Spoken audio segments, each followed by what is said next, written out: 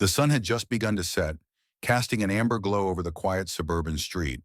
The air was crisp, carrying the distant laughter of children playing and the rustling of leaves in the gentle evening breeze. The brick house at the end of the lane stood like a silent witness to the passage of time, its warm lights flickering from within. It was a peaceful evening, or so it seemed. Little Tommy, a 3-year-old with golden curls and bright blue eyes, had spent the afternoon playing inside. He loved running around the dining table, his tiny feet pattering on the wooden floor. But the best part of his day was always Max, his protector, his best friend, his furry companion. Max, a strong and noble German shepherd, had been with the family since before Tommy was born. He was more than just a pet. He was a guardian, always alert, always watchful. Wherever Tommy went, Max followed. Whenever Tommy cried, Max was there, licking away his tears. Every night, Max would sit by Tommy's crib, watching over him like a silent knight. But tonight, something was wrong. As Tommy pushed open the door to step outside, he expected Max to jump up, his tail wagging in excitement. He expected his best friend to greet him like always, to nuzzle against him, to give him a big slobbery kiss. Instead, Max was lying still, right there on the brick doorstep, stretched out as if asleep, but not moving. His eyes were half open, his breathing slow, his big paws limp against the ground. Tommy's little heart pounded, his chubby fingers clenched into tiny fists. Maxie? He whispered, stepping closer. His lips quivered. Wake up, Maxie. It's playtime. No response. His tiny feet stepped onto the doormat, hesitant, afraid. He crouched beside his best friend, placing his small hands on Max's fur. It was still warm, but something felt off. Max's body was too still. Tommy's tiny hands shook him gently. Wake up, boy, he pleaded. Still nothing. A strange silence filled the air. The birds had stopped chirping. The wind had stilled. The entire world seemed to hold its breath. And then, Tommy heard something. A low, pained whimper.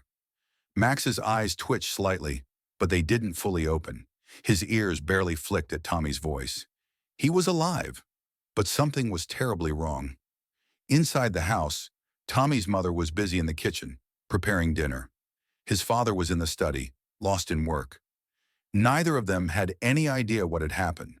Tommy's little heart clenched. His innocent mind didn't understand what was happening, but he knew one thing. Max needed help. Tears filled his eyes. He turned and ran inside, his small feet thudding against the wooden floor. "Mommy, Daddy!" he screamed, his voice filled with panic. "Maxie is hurt! Help, Maxie!"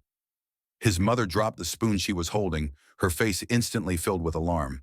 His father rushed from his study, his brow furrowed. "What's wrong, Tommy?" his mother asked, kneeling in front of him. Tommy tugged at her dress, pointing towards the door. "Maxie's not waking up." Without wasting a second, his parents rushed outside.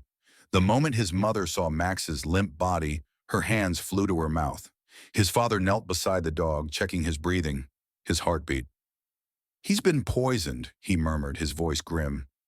Tommy didn't understand what that meant, but he saw the fear in his parents' eyes. His mother gasped. "What? How?" His father's jaw clenched. "I don't know, but we need to get him to the vet now." Without another word, he lifted Max's heavy body in his arms and rushed to the car. Tommy and his mother followed, the little boy's heart pounding. As they sped down the road, Tommy sat in the back seat, his small hands gently stroking Max's fur. "Please don't go to sleep, Maxie. Please," he whispered, his tiny fingers trembling. At the vet, the minutes felt like hours. Tommy sat on his mother's lap, gripping her shirt tightly. The doors to the emergency room were closed. His father paced back and forth, his hands in his hair. Finally, the vet came out, her face serious but calm. "He's stable," she said. "But it was close. Someone fed him poisoned meat. If you had been even a few minutes late, he wouldn't have made it." Tommy didn't fully understand the words, but when his mother's eyes filled with tears and his father let out a shaky breath, he knew one thing. Max was going to be okay. A few days later, Max was back home, weaker than before, but alive. He still had trouble moving, but the moment he saw Tommy, his tail thumped softly against the ground. The little boy's eyes filled with happy tears as he hugged his best friend. "I love you, Maxie," he whispered. Max let out a small, tired woof and licked Tommy's cheek. Little did Tommy know, Max had saved their lives that night. The police had found footprints near their backyard fence. The intruder had thrown poisoned meat over the wall, hoping to silence the dog before breaking in. But Max had fought back. Even as the poison made him weak, he had barked and growled until the intruder fled. Max had nearly given his life to protect them. And though Tommy was too young to understand the weight of that sacrifice, he knew one thing for sure. Max wasn't just a dog, he was family, and family never lets go. The days passed slowly, but Max was healing. He still moved carefully, his legs a bit wobbly, but his eyes, those warm, watchful eyes, never left Tommy. The bond between them only grew stronger. Wherever Tommy went, Max followed, even if it meant dragging himself across the room just to be close. But something had changed. Max, once playful and carefree, was now alert, restless, watching. Every night, as Tommy drifted off to sleep, Max lay by the door instead of his usual spot near the crib. His ears twitched at the slightest noise. He would let out low, warning growls, even when there was nothing but the whispering wind outside. He knew the danger wasn't gone. Neither Tommy nor his parents realized it, but the man who had tried to break in that night was coming back. One quiet evening, a week after Max had returned home, Tommy was curled up in the living room playing with his toy cars. His mother was in the kitchen, and his father was fixing something in the garage. The house was filled with the peaceful hum of everyday life. But outside, just beyond the tall wooden fence, someone was watching. The same man. Dressed in dark clothing, his face partially hidden under a hood, he crouched low, peering through the small gaps in the fence. He had failed last time. The dog had ruined everything. But tonight would be different. Or so he thought, because Max had sensed him. Lying by the front door, the German shepherd's ears twitched. A growl rumbled deep in his throat. He sniffed the air, his muscles tensing. Even though he was still weak, his instincts were sharper than ever. Something was out there. Something was wrong. Max pushed himself up, his legs slightly shaky. He walked to the living room and stood beside Tommy, nudging him with his nose. "Maxie!" Tommy giggled, hugging the dog. But Max didn't wag his tail. His body was stiff, his eyes locked on the front door. Tommy didn't understand, but he felt it.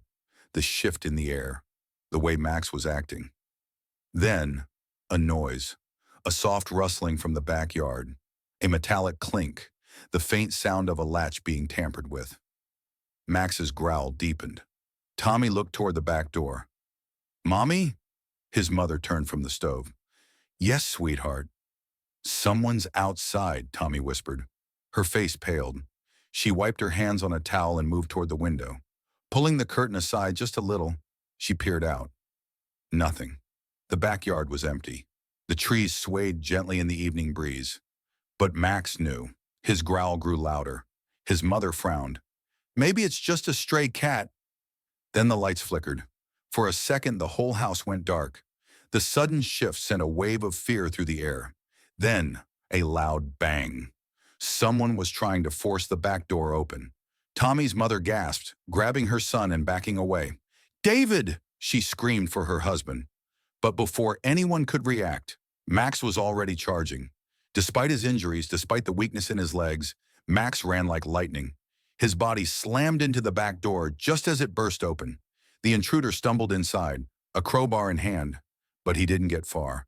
Max was on him. With a snarl so fierce it sent chills down Tommy's spine, the German shepherd leapt. His jaws clamped down on the man's wrist, the crowbar dropping with a loud clatter. The man screamed, trying to shake Max off. But the dog held on, growling, his teeth sinking in just enough to disable without killing. Then, a gun. The man yanked a small handgun from his pocket. Bang! A gunshot exploded in the air. Tommy screamed. His mother shielded him, her heart stopping. For a moment, everything stood still. Then, another scream, not from Max, from the intruder. In his panic, the man had shot himself in the leg while trying to aim at Max. Blood spilled onto the floor as he crumpled, writhing in pain. Max stood over him, his lips curled back, his chest heaving. He didn't attack further. He didn't need to. Sirens wailed in the distance. The police had already been called. Within minutes, officers stormed the house, guns drawn, shouting commands. The injured intruder was quickly handcuffed, his weapon kicked away. The moment they saw Max standing protectively over Tommy, their expressions softened. One officer, a tall man with kind eyes, knelt beside Max and gently stroked his head. "You saved them, buddy. You saved your family." Max let out a small, tired woof, his tail thumping once against the floor. Tommy rushed forward, throwing his arms around his best friend's neck. "You're the best dog ever, Maxie," he sobbed. "The best dog ever." His mother wiped away tears, hugging both her son and their loyal protector. His father, shaken but proud, looked at the officer. "He's not just a dog.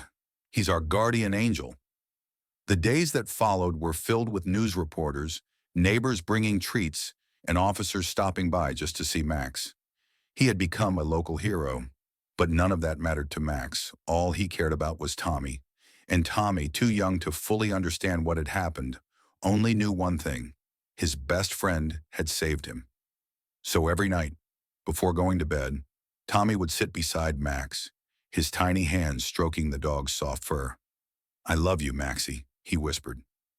Max, still weak but healing, would simply sigh, rest his head on Tommy's lap, and drift into a peaceful sleep. Because for him, protecting his boy wasn't a job.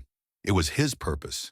And no matter what happened, no matter how many dangers lurked in the shadows, Max would always be there, watching, guarding, loving, forever.